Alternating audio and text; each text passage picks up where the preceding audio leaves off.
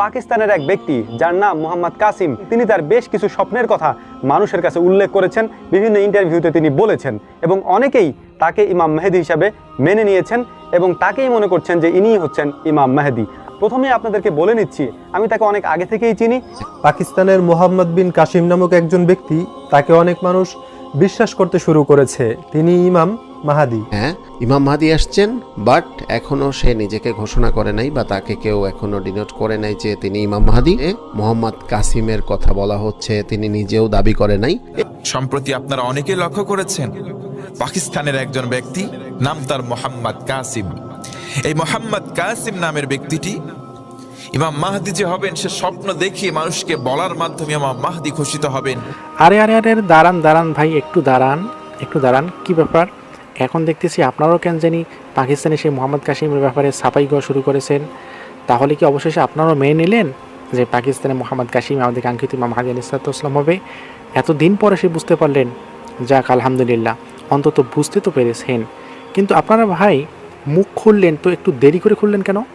যেখানে পাকিস্তানে মোহাম্মদ কাসিম 2014 সালের নভেম্বর মাসের দিকে প্রকাশিত হয়েছে, তিনি বের হয়েছেন, তাই এত দীর্ঘ সময় পর 2023 সাল, দীর্ঘ 9 বছর পর এসে আপনারা কেন পাকিস্তান মোহাম্মদ কাসিমের ব্যাপারে মুখ খুললেন? একটু সময়টা অনেক দীর্ঘ হয়ে গেছে, কারণ আপনারা তো আগে থেকে জানতেন পাকিস্তানের মোহাম্মদ কাসিমের ব্যাপারে, কিন্তু মুখ খোলেন নাই। আচ্ছা, কিসে আপনাদেরকে বাধা দিয়েছিল পাকিস্তানে মোহাম্মদ কাসিমের ব্যাপারে কথা বলতে? আপনার নফস নাকি শয়তানি? যেখানে এত সময় লেট করে এসে আপনি বুঝতে পারলেন যে মোহাম্মদ কাসিম আমাদের কাঙ্ক্ষিত ইমাম মাহদি আলাইহিস সালাম হবে, অন্য কেউ নয়, এবং তার ব্যাপারে কথা বলা শুরু করে দিয়েছেন। অবশেষে বুঝতে পেরেছেন যে পাকিস্তানের মোহাম্মদ কাসিম কে এবং কোন ব্যক্তি। যাক, আল্লাহ সুবহানাহু ওয়া তাআলার কাছে অন্তত শুকরিয়া জ্ঞাপন করি আপনাদের জন্য যে আপনারা অন্তত এই শেষ সময়ের দিকে এসে বুঝতে পেরেছেন যে পাকিস্তানের মোহাম্মদ কাসিম কে এবং তিনি ভবিষ্যতে কি হতে চলছেন।